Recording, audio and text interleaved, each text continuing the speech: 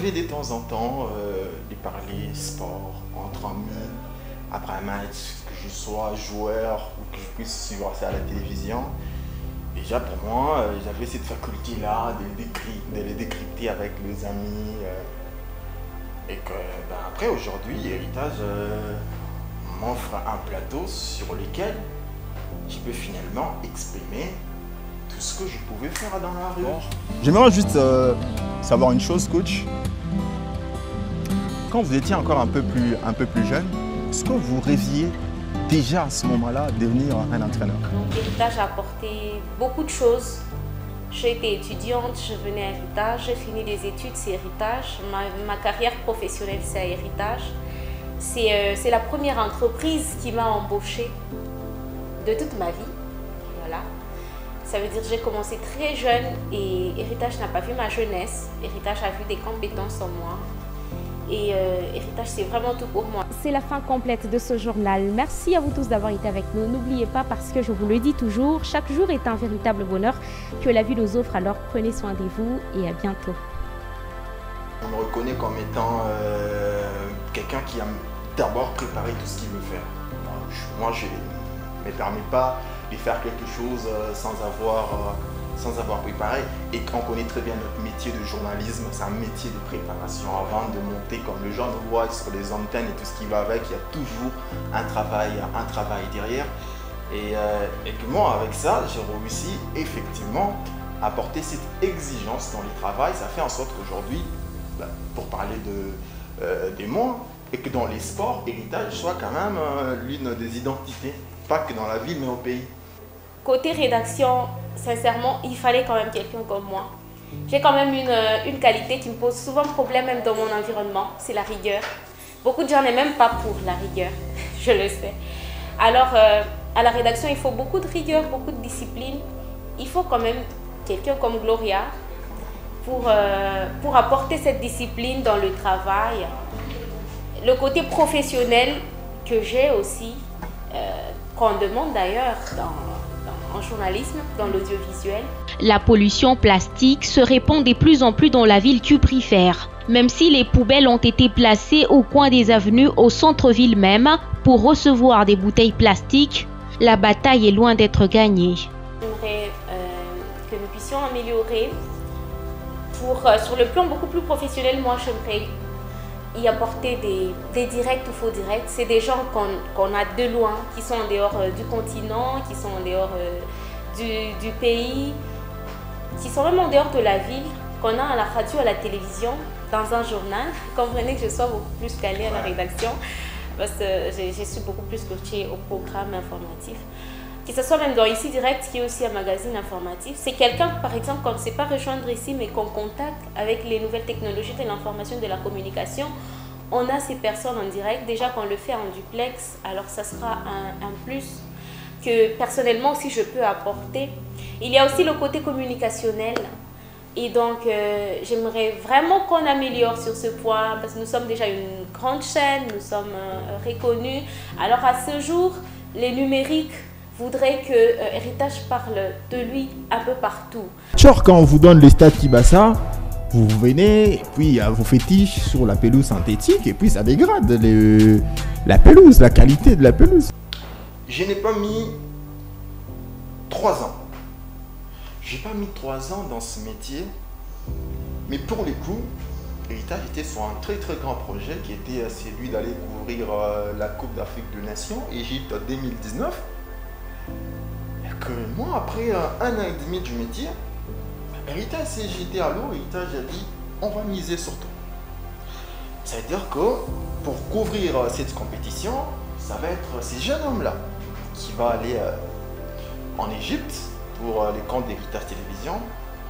Et j'ai reçu ça, ça m'a fait du bon au cœur. Ah, mais s'il vous plaît, moi-même aller à Colosie, c'était pénible, s'il vous plaît. Se déplacer juste ici à Sandoa ou à Cambo, c'était difficile, mais comment Héritage devait déjà m'envoyer en dehors du pays? Ça m'a pris beaucoup de temps pour que je puisse assimiler ça. Et pour le coup, j'ai quand même eu à assimiler. Et quand j'arrive quand même en Égypte, je trouve plusieurs journalistes de Kinshasa et ceux d'en dehors en dehors du continent même, les Européens et tout ce qui va avec. Et ça, je ne l'ai jamais dit à personne. Ils sont surpris. Ils sont surpris, pourquoi? Parce qu'ils trouvent un jeune garçon qui a la couverture de la compétition majeure du continent. Ils sont quand même surpris, certains m'ont approché pour dire « Comment ça se fait que toi, dès ton jeune âge, tu as quel âge ?» Beaucoup m'ont posé même des questions sur mon âge, sur mon parcours et tout, je les ai expliqué un peu. D'où il y a un surnom qu'on m'a donné. C'était en Égypte et c'était resté là-bas. On a commencé à m'appeler là-bas El Pibe de Oro. Alors El Pibe de Oro, c'est un pseudonyme qu'on avait donné à Maradona. Je crois bien pour ceux qui suivent la Fali Ipupa le savent. Ça veut tout simplement dire un gamin en or.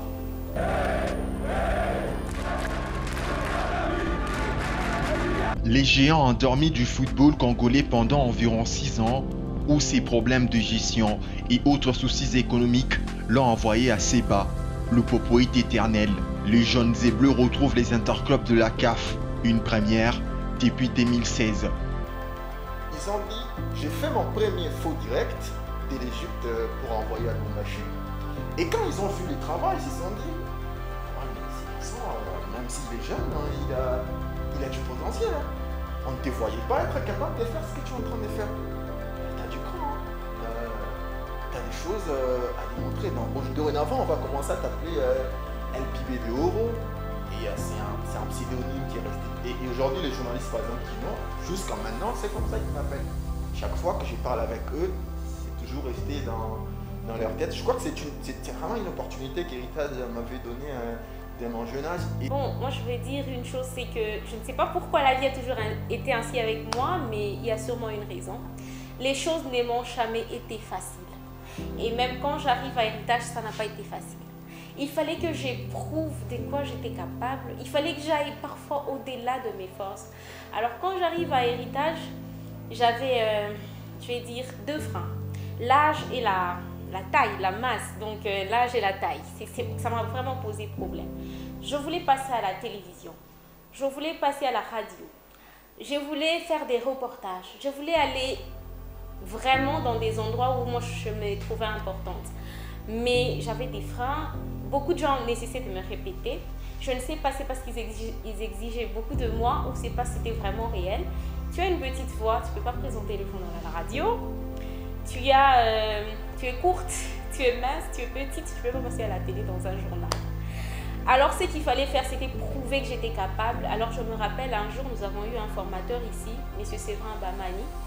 Il arrive ici, il me dit un jour, Gloria, moi je vois en toi une grande journaliste. S'ils ne sont pas entassés, ils se trouvent dans des canalisations d'eau. Pendant cette période des saisons des pluies à Lubumbashi, les eaux emportent des emballages plastiques jusque dans des cours d'eau. Le cas le plus illustratif, c'est le canal Naviundu couvert des bouteilles plastiques. Présenter le journal, je trouve que c'est une chose facile chez toi. Bon, je sens que tu n'as pas peur, mais pourquoi on ne te donne pas l'opportunité de nous montrer ce dont tu es capable? Je me disais toujours, je ne sais pas pourquoi. Eh bien, j'ai eu des coachs. J'ai eu un coach pour la voix, j'ai eu un coach pour les gestuels à la télé. J'ai eu un coach même pour l'habillement, parce qu'il fallait que j'apparaisse grande. J'ai eu beaucoup de coachs comme ça et chacun me disait des choses selon ce qu'il entendait par être journaliste. C'est vrai, ça m'a beaucoup aidé. Un jour, je passe à la radio pour présenter le journal. À la télé, c'était un mentor, Patrick Moulunda à l'époque, qui passait. Il a paniqué pour présenter le journal en face de M. Séverin. Alors, il était quand même étonné. Et il arrive à la radio pour m'assister. Je n'ai pas paniqué. Il fallait que je lui prouve que, effectivement, monsieur, vous n'avez pas tort quand vous dites que je suis une grande journaliste. J'ai très bien présenté le journal. Il a vu le directeur général à l'époque et lui a dit que moi, je crois que vous négligez une perle rare ici à Héritage. C'est des mots qui m'ont marqué, qui m'ont poussé à avoir confiance en moi, qui m'ont poussé à montrer que j'étais capable. Et effectivement, j'ai... Monsieur Séverin, le fait qu'il passe ici, c'est des moments qui m'ont vraiment marqué. Il m'a montré des exemples à la télé, Audrey Pulvar. Il m'a dit que moi, je vois en toi cette dame. Et effectivement, aujourd'hui, un jour, j'ai posté un journal sur mon statut. Il a vu, il a dit, j'avais raison. Je rappelle que Fabrice n'a pas non plus connu de facilité. Il m'a croisé sur sa route un jour et puis ça lui a coûté la mise à l'écart. Ça m'a coûté beaucoup. Je suis d'accord, tu peux le raconter. De toute façon, c'est mon passé, je ne peux pas la refuser. Ah oui, oui. C'était dans un journal radio. Fabrice ne m'avait pas convaincu. Alors je suis sortie, j'ai dit, je ne vais plus de Fabrice dans le journal pour l'instant. Il doit apprendre à passer dans un journal. Et puis, c'est des choses comme ça, moi, ça me... et voir aussi ce que Fabrice et moi sommes devenus aujourd'hui. Ouais, c'est vrai. Ce qu'elle raconte, quand elle parle de son exigence, c'est vrai, moi, j'étais le premier à avoir subi. C'est là, hein. Je vois bien qu'une fois... J'espère que tu m'en veux pas. Je t'en veux pas. Moi, je ne peux pas t'en vouloir pour ça, parce que, bon, toi, tu voulais que ton journal s'y passe bien. Moi, je devais intervenir avec... et puis, les prochains duos, c'était waouh. C'était vraiment sur une radio internationale. Voilà. Nous souhaitons que Héritage puisse réussir à atteindre ses ambitions. Je crois bien que c'est une chaîne qui est en train de grandir et de progresser. Parce que je crois que Héritage de 2018 n'est pas Héritage de 2022. Il y a des choses sur lesquelles la chaîne s'est améliorée. Aujourd'hui, je crois bien qu'on est même dans le bouquet Canal+. C'est une progression. Je souhaite tout le bonheur du monde à la chaîne et même à l'ensemble de tous les journalistes de cette télévision pour ses 9e anniversaire. Pour ces 9 ans, moi je souhaite à Héritage beaucoup de promotions encore. On est sur Canal+, oui. Encore d'autres promotions en tout cas. Je souhaite à Héritage encore plus d'amélioration. Et aux agents, beaucoup d'unités de collaboration, parce que c'est dans l'unité qu'on est fort et c'est dans la division qu'on est vraiment faible. Alors, je nous souhaite beaucoup de bonnes choses et beaucoup de chance pour la suite, donc au prochain anniversaire. Allez, merci.